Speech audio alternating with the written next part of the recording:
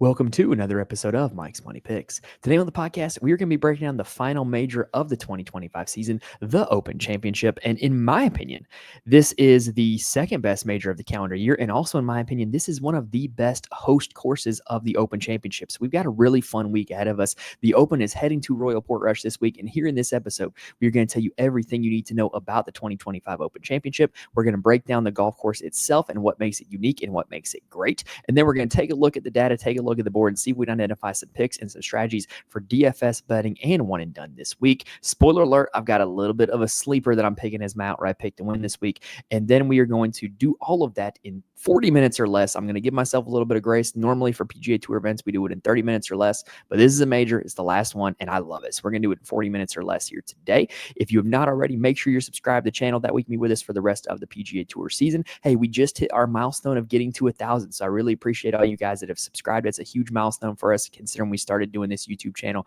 about 2 years ago. But now the goal is to get to all the way to 1,500, and the only way that can happen is if people like you hit that subscribe button. So if you've not already, make sure you do so. You can be here with us for the rest of our PGA Tour content the rest of the season, as well as all of our college football, NFL, best ball content that's going to be coming out. We've had some live drafts for college football best ball on Underdog, which is a hugely enjoyable game to play. And so if you want to try that, or you're interested in watching any of that, if you're subscribed to the channel, you'll know when we go live. You'll be able to see when it drops. But anyway, like I said, I'm excited about this week. This is going to be a great week. This is a great golf course. Let's go ahead and dive in and break it. All right, so this week, the Open Championship is headed to Royal Portrush in Northern Ireland. The Dunluce course is what this is known as. Why is it called that? I have zero clue. But Royal Portrush is a great golf course, and it is a great Open Championship host venue. It is a par 71. It is going to be about 7,400 yards here this year, and that doesn't sound that long by PGA Tour standards. You know, we played Quail Hollow and Kiowa Island and Torrey Pines, where they maxed out at about 7,800 yards. This is only 7,400, but it's actually one of the longest courses on the Open Championships rota of courses.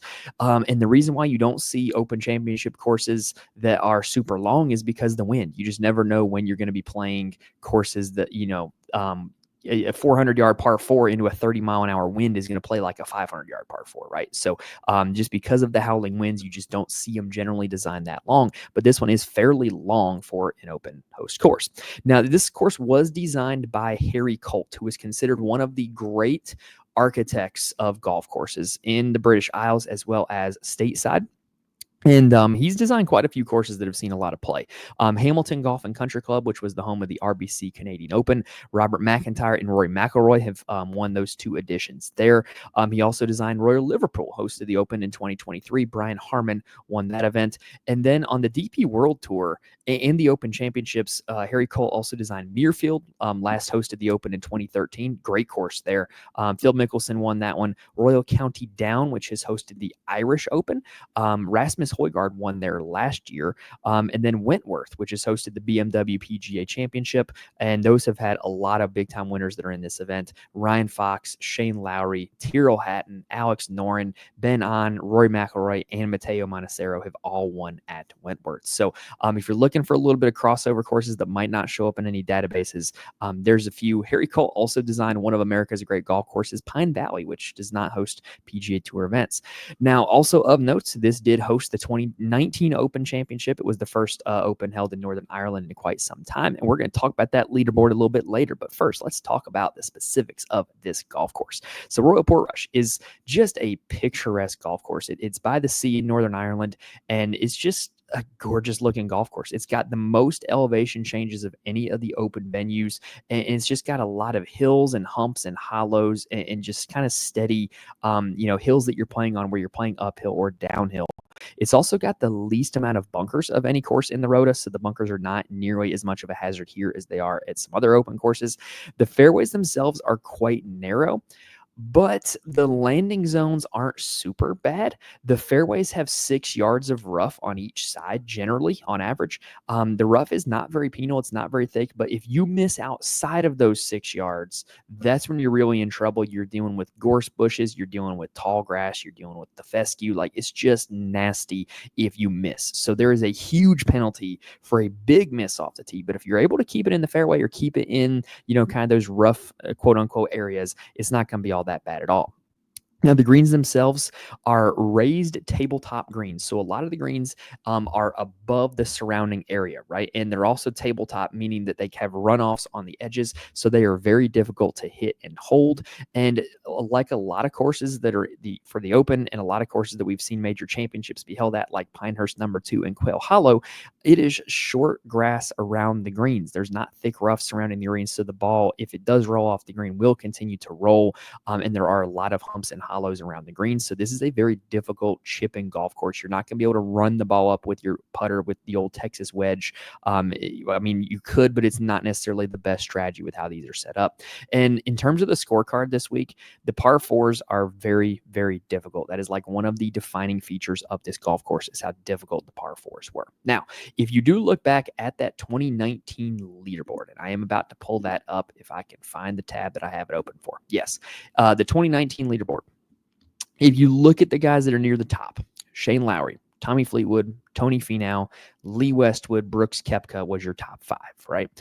If you're looking at that group and just kind of like looking at how that played, like I remember watching this tournament. So personally, I very much enjoyed this Open because in DFS, I was all in on Brooks Koepka.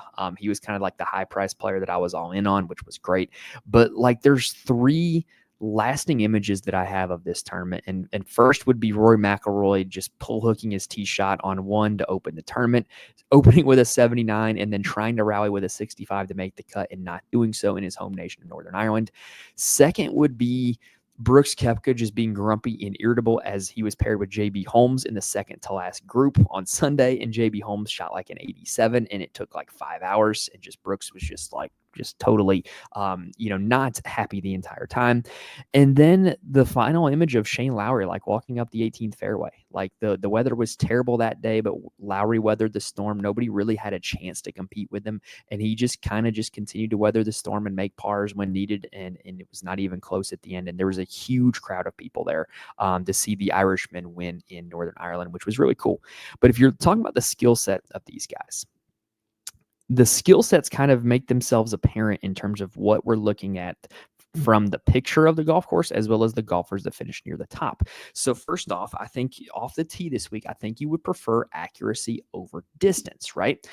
Simply because of the fact that if you miss the fairway big this week, you're going to be in trouble. And if you are going to have wild misses off the tee, you're just not going to be able to score. You're going to be positions where you're going to be pitching the ball out, where you're not going to be able to hit the green. And you're going to have to make some birdies this week. I don't think this is going to be like a Oakmont US Open where the winning score is even par. Another thing is I think this is a big total driving golf course. You look at the guys that are near the top, Lowry, Koepka, Fleetwood. Like they're just guys that are simultaneously long and accurate, right? Like they're certainly not short, but they're certainly above average in accuracy, and they're certainly not short golfers. Like they're not bombers, but they're not short. And so I think this is a big week to look at total driving. I also think that you have to be good on approach this week. Like simply put, all the guys that are near the top, Lowry, Finau, Fleetwood, like they're all great approach players. And if you're not going to be good with your approach play this week, you're just not going to have a chance. And then all the guys that are near the top, they're not complete zeros around the green. Like all these guys do have legitimate short games. They're able to scramble quite well. So basically, what you're looking at this week is this is a complete tee to green golf course. Now, in terms of putting, look, the guys near the top, not necessarily known as the best putters on planet Earth, right? So I think putting can be kind of random.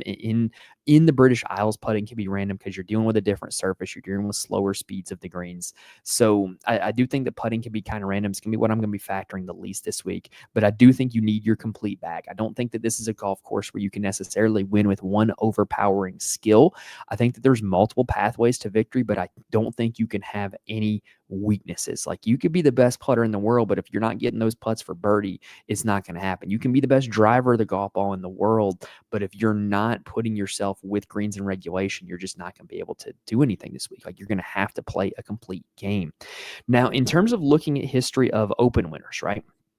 There's just there's all kinds of trends that people look at with Open winners. I'm not going to do that. Look, the bottom line is most of the time, recent Open winners come in with good Open history and they come in with good tee to green form. So if you're looking to pick a winner this week, ask yourself, do they have good open history? Do they have good tee to green form? I don't think you need to look at any exact numbers. Like just because a guy finished 16th, not 15th, I don't think that's a reason to cut him out. If they've got good open history and they've got good tee to green form, then I think you can play them this week in the Open Championship.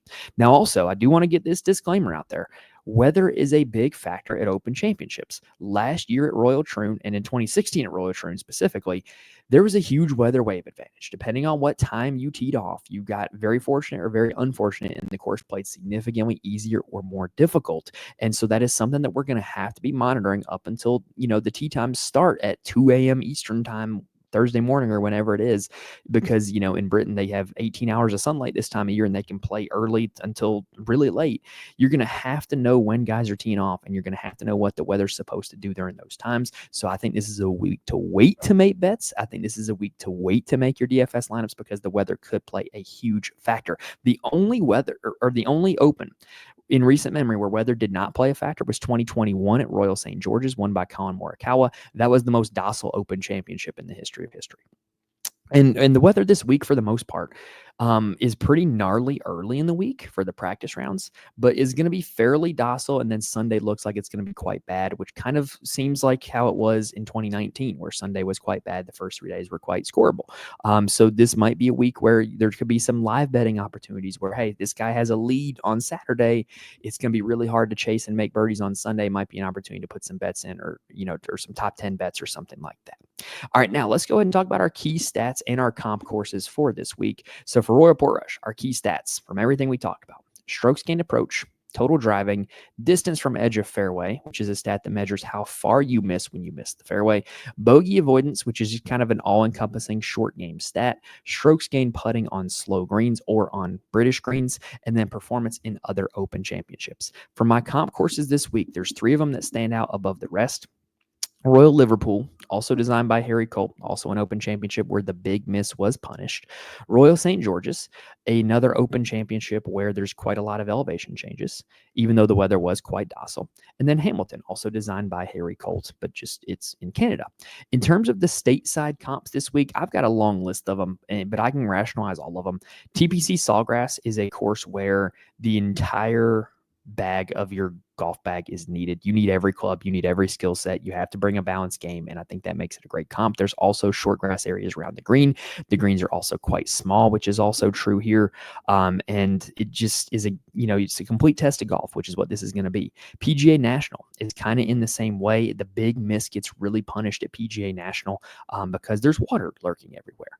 And also at PGA National, for whatever reason, all the guys near the top of the leaderboards at the 2019 Open here at Royal Portrush, all of them play well at PGA National. Lowry, Fleetwood, Koepka, like they all had good history here.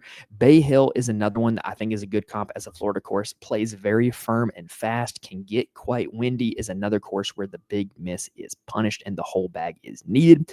Muirfield Village, kind of in the same vein as Bay Hill. It's another accuracy over distance course. You need your whole bag. TBC San Antonio is quite the same way as well. The big miss gets punished. You need your whole bag. And then Colonial Country Club is the last one I threw on there because it's another classical design with pushed up greens that tends to play very firm and fast. So those are my stateside comps here this week. I know that's a long list, but I think that you're going to want to look at a long list because Open Championships are entirely different from everything we see in the United States. So I think just boiling it down to 1 or 2 USA courses is oversimplifying things. And I'm definitely going to be looking at a dichotomy of my Open comps, my international comps, and then the stateside comps, right? All right, so that does it for the course preview. Reminder, if you're liking what you're seeing on YouTube so far, please help me out. Hit that like button. Helps people notice the video. Helps it show up in searches and just helps build the community. And with this being a major championship week this week, there's going to be extra eyes on the channel, which is always great. And so hitting that like button helps me out a lot. And if you're looking to, kind of spread the information, get the word out to a friend, tell a friend about us, that also is very much appreciated as well. All right, let's go ahead now and dive down the rabbit hole. All right. If you've been with us to talk golf before, you know that when I mention the rabbit hole, I'm not referring to an actual literal rabbit hole. I'm talking about the rabbit hole, which is a tool from BetSperts Golf that allows you to use all different kinds of filters and conditions and really isolate the micro skills that you want to target specific golfers at specific golf tournaments.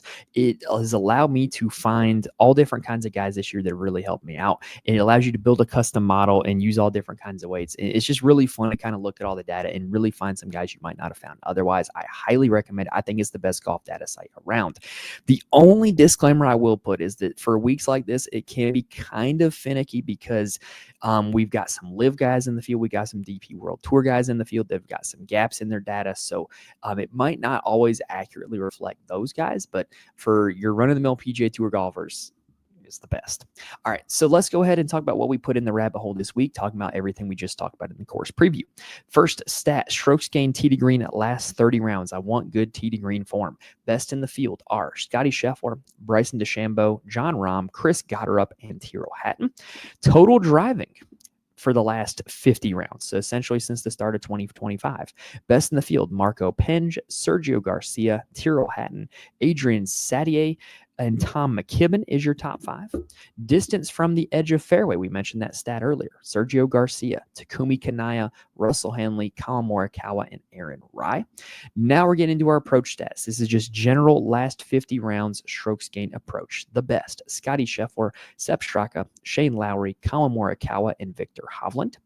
If you filter it out to just be small greens, because that's what we're dealing with this week, best in the field are Scheffler, Akshay Bhatia, Tom Hoagie, Justin Thomas, and Tommy Fleetwood. Then general bogey avoidance on average to difficult golf courses. The best in the field are Scotty Scheffler, Chris Gotterup, Matteo Monacero, Harry Hall, and Adrian Sadier. That's just a general way to kind of measure around the green play and putting, or just generally like, hey, this guy doesn't make bogeys, because this week you're going to have to avoid bogeys. Now, strokes gained putting on slow surfaces, because that is what we're dealing with here this week. So that includes some of the British Isles courses. It also includes some others. You get some different results when you filter out to just be slow surfaces. The best in the field are Sam Burns, Shane Lowry, Daniel Brown, Sungjae Im, and Matt Fitzpatrick. The next stat I want to look at was strokes gained short game, so around the green and putting, on all courses in Great Britain and Ireland for the last 5 years. So you're looking at Open Championships and Scottish Opens. Best in the field, Cameron Smith, zero surprise there. Adam Scott, Jason Day, Ben On, and Harris English as your top 5 there. Now we're starting to get into the stroke game total, right? So first, we've got strokes gained total on all the open comp courses. So I'm talking about the courses that we mentioned that compare as open venues: Liverpool, Hamilton, St. George's. I even threw Birkdale in there as well, even though it has been 8 years since we've been there. Best in the field, Spieth, McIlroy, Kim, Rahm, and Morikawa. Now, if you're wondering, Mike, why didn't you use Royal Troon? Well, Royal Troon last year was hugely defined by the weather wave. It was also a golf course that was super short, so you just got a different kind of skill set there. And then why didn't I use St. Andrews? St. Andrews was bomb and gouge. As much as I love St. Andrews, it's not the same required skill set that you have here. All right, next I want to look at strokes gained total on the stateside comps. So all those courses that we mentioned on the previous section, here's the best in the field at those: Scotty Scheffler, Corey Connors, Russell Henley, Shane Lowry, and Jordan Spieth. Then in windy conditions, who is the best in the field? Scotty Scheffler, Rory McIlroy, John Rahm, Shane Lowry, and Patrick Reed. Then the very last stat I wanted to look at par 4 scoring on difficult par 4s. Best in the field, Rory McIlroy, Scotty Scheffler, Colin Morikawa, Corey Connors, and Tommy Fleetwood. Now, if you put all of that into a custom model with some weights, my number 1 golfer this week is Scotty Scheffler. I mean, are you surprised? Like, he's the best golfer on the planet. Now, I also think that it is kind of, what's the word I'm looking for? It is disingenuous for anybody who suggests that Scotty Scheffler is bad at Open Championships or bad across the pond, right? So you look at his Open Championship history. He's played 4 of them. He's never finished outside the top 25. Right, T7 last year. And in the last 3 he's played, which have all had measured strokes gain categories, the only category he's lost is putting. He's lost it in all 3. At the Scottish Open, he has not had a bad history either. We talked about this last week. At the Scottish Open, he finished this year, I believe it was T12-ish. I don't know why this isn't popping up on my search here. Maybe I had to type in Genesis. Yeah. So he was T3 last year. I believe he was T12 this year. So he has a decent history across the pond. He's kind of struggled putting on the greens, but like his tee to green game is so good. And when you think about everything we talked about, like, accuracy over distance, Scotty's very accurate with the driver. You talk about elite approach play, he's the best in the world. Around the green play, he's one of the best in the world. And you talk about some of the comp courses, TBC Sawgrass and Muirfield Village, he literally won at twice. So he's just the best golfer in the field. There's no way around it, in my opinion. The only question is, how do you use that in games? And we're going to talk about the game theory behind all of them in a little bit. Number 2 in my model is Collin Morikawa. Look, I'm actually out on Collin Morikawa this week. I think he's playing very poorly right now. He's switching caddies, and he's just bad in weather. And there's a possibility you could get weather this week. I'm just out on Morikawa entirely. He's one of the easiest fades of the week to me, even though my model loves him. Number 3, the 2019 winner here, Shane Lowry. No surprise there, right? Like he plays all the comp courses really well. He's playing some pretty good golf coming in. Now, uncharacteristically, he's had some bad around the green performances lately, which have really inhibited him from playing well. I don't think that's going to be the case here in Ireland. He's very comfortable in these environments. He did not play the Scottish Open, but he never plays the Scottish Open. So I don't think that that's necessarily something to ding him on. He's been playing great golf, especially with his irons. Great week to utilize Shane Lowry in any format as the 2019 winner here at this event. Number 4 is Corey Connors. I think that this sets up really well as a Corey Connors golf course. I am quite concerned, however, with the recent injury that he had. I just don't know if he's 100%. He was at the Scottish Open. He just finished. Actually, I don't have that number. Why is it not showing this? Give me 1 second. Because it is currently not showing me where he finished at the Scottish Open. Let me pull that up real quick. I know that he made the cut. I do know that. I just don't remember where he finished. He finished T47. So yeah, I'm just not concerned, or I'm a little bit concerned that what we're seeing at Corey Connors right now isn't peak Corey Connors. So that does have me a little bit concerned. Tommy Fleetwood 5th. So look, I am not a Tommy Fleetwood guy. If you've listened to the podcast for a while, we've been over this. But when you look at his strokes gain profile and you talk about how this course needs a complete game, Tommy Fleetwood's Mr. Complete Game. Like, he averages gaining strokes literally in every category for his career. And that's not easy to do. He's just super balanced across the bag. He was that at the Travelers Championship. Now, he was a disappointment at the Scottish Open, but I think if there ever were a week to back Fleetwood, this would be a week to do it. Number 6 is Rory McIlroy, and I think that this is a great week for Rory. You look at what he's been doing lately, deceptively good. Ever since the miscut at the Canadian Open.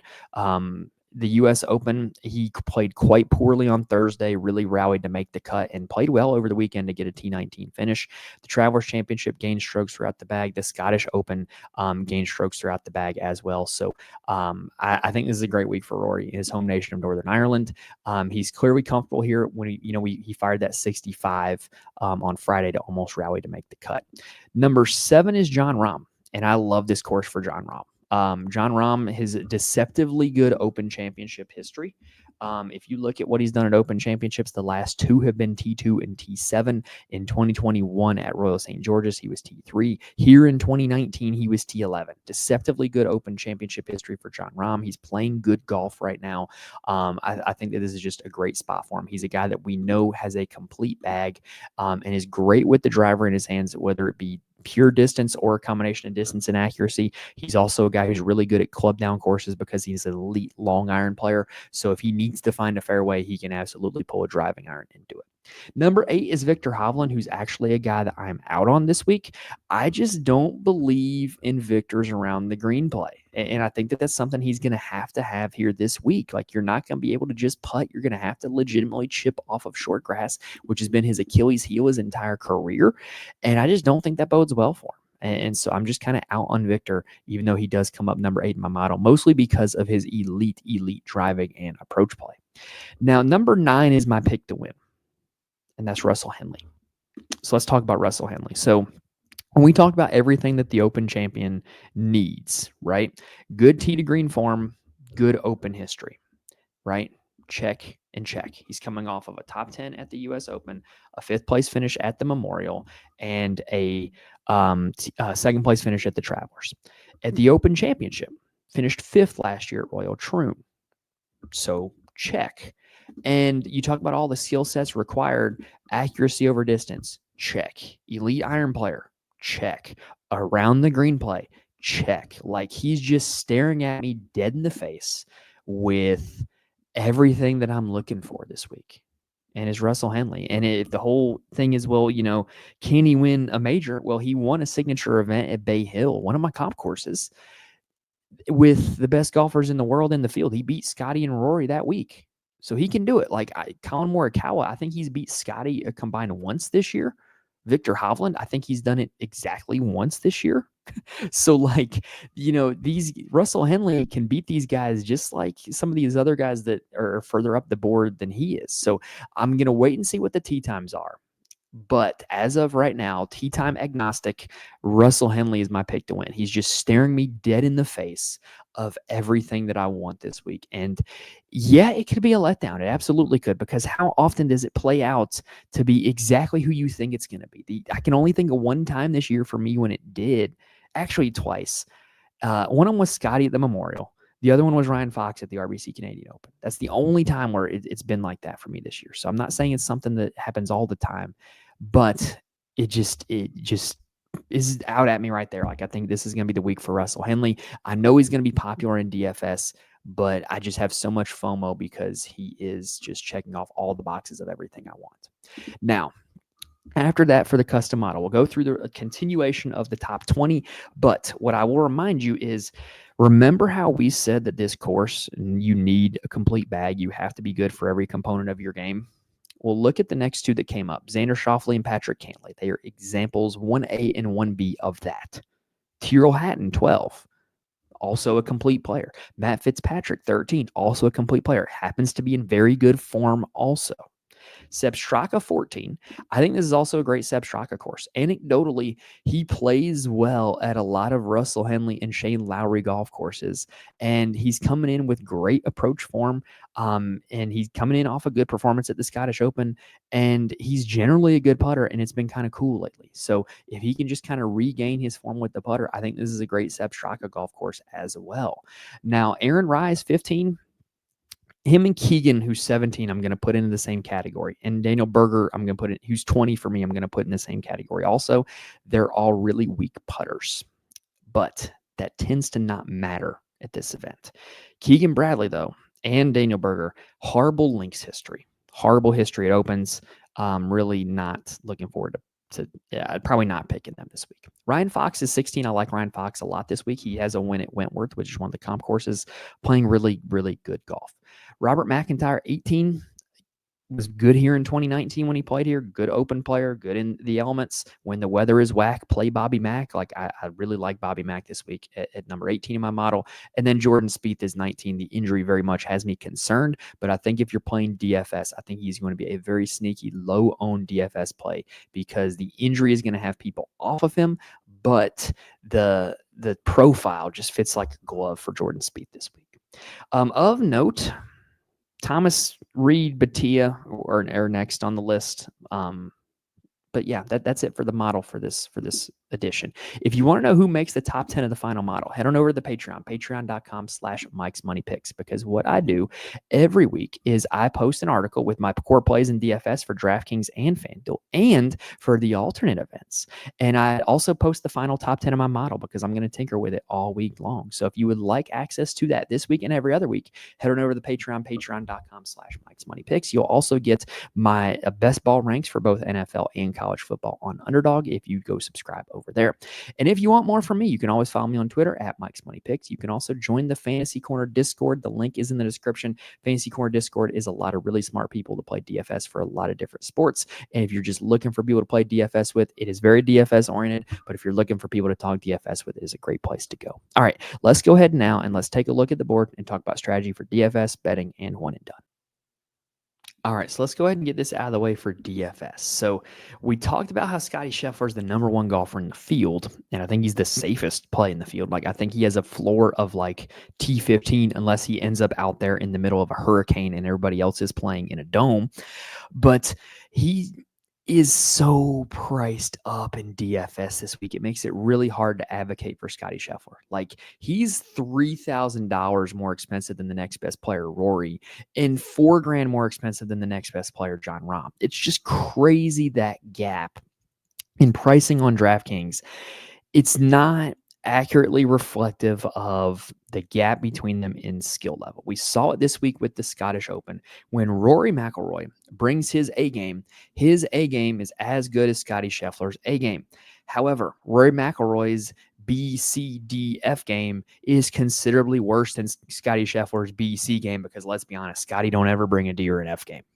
So Scotty Scheffler, the ultimate safe play, but you're costing yourself a lot of opportunity cost if you play him in DFS. So what I'm going to be doing this week, I'm going to be playing a little bit of Scotty, because what's going to happen is a lot of people are going to have the exact same thought that I just espoused to you, and Scotty's going to be fairly lowly owned. And I never full fade Scotty because that terrifies me. You just never know when he's going to come out and boat race the entire tournament, because he has a potential to do that.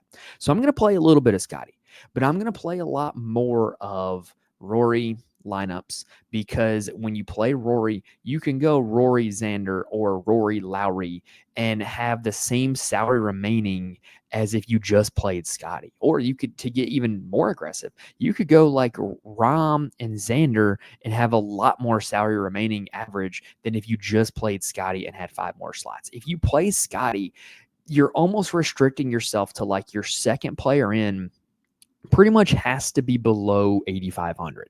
And that's terrifying to me. So I really am not going to be playing that much Scotty for that reason. But like I said, I'm not going to be full fading him. I'm going to be doing a lot of different combinations at the top of Rory Rahm, Rory Xander, Rahm Xander, because I think that those next guys, Rahm, Rory, and Xander, they're all great plays. They're all exactly what we're looking for this week. And so I think you can play different combinations of those three with the guys you like at the bottom and make it work that way, as opposed to just playing Scotty and suffering with 5 low-priced guys.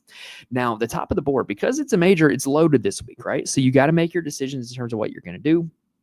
Bryson is going to be very lowly owned, I think, in among people who like know golf and know like opens, because he's been a horrible Open Championship player in his career.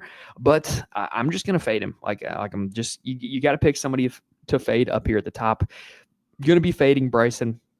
I'm probably gonna be lower than market on Tommy Fleetwood and Tyrrell Hatton, and I'm going to full fade Morikawa. That's going to be kind of the stands I'm going to make at the top. Ludwig hasn't come up yet, but I actually think this is a really good Ludwig course. He's both long and accurate off the tee.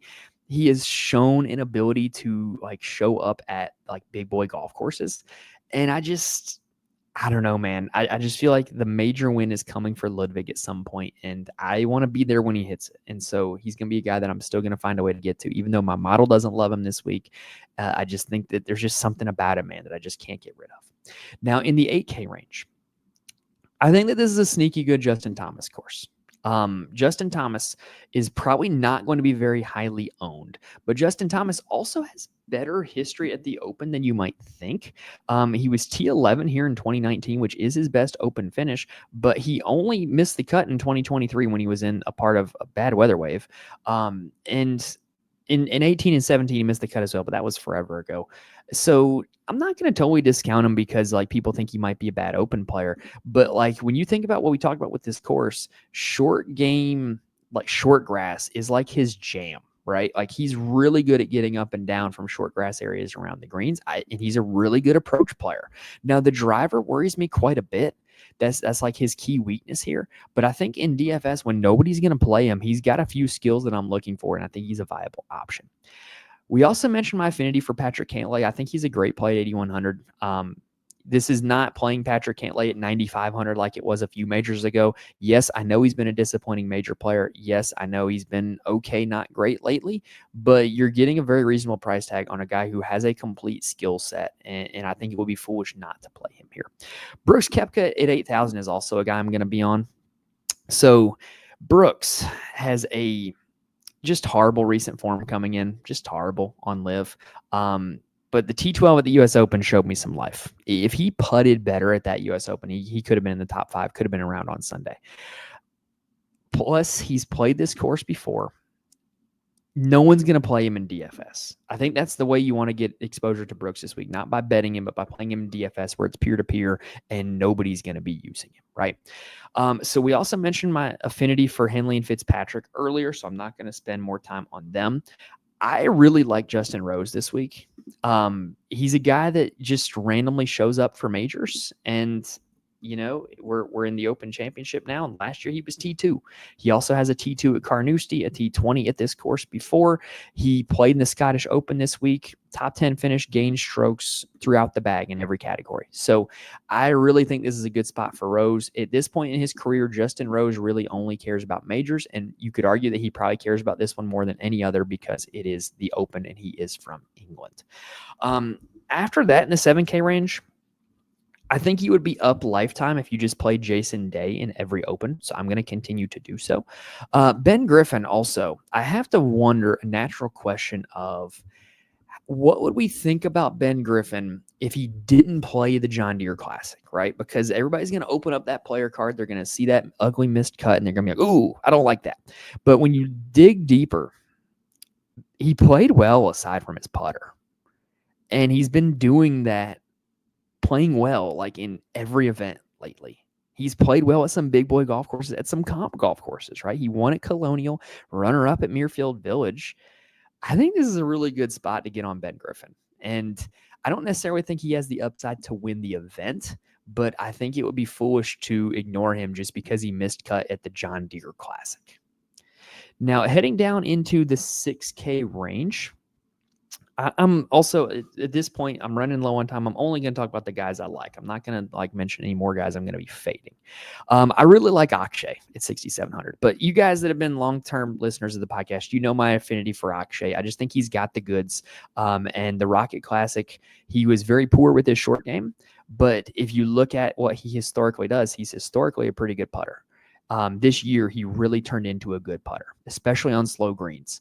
And when the ball striking is there for Akshay, that's when he tends to win.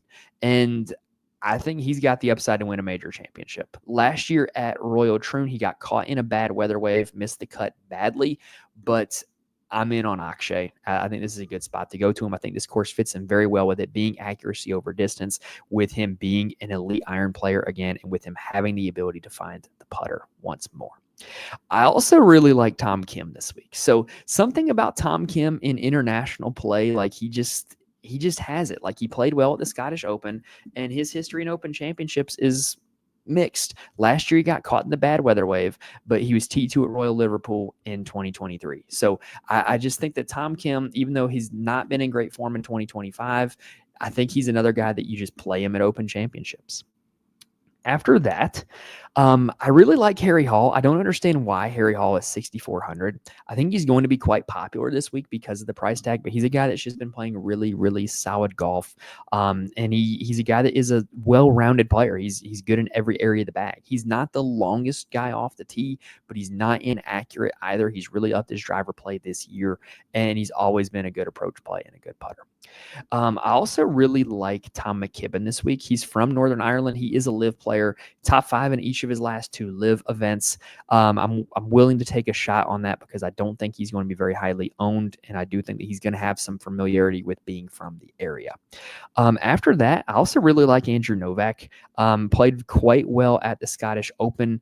Is a guy that has a complete game. You can see in terms of his strokes gain, he has gained in 2025, which is what this is measuring.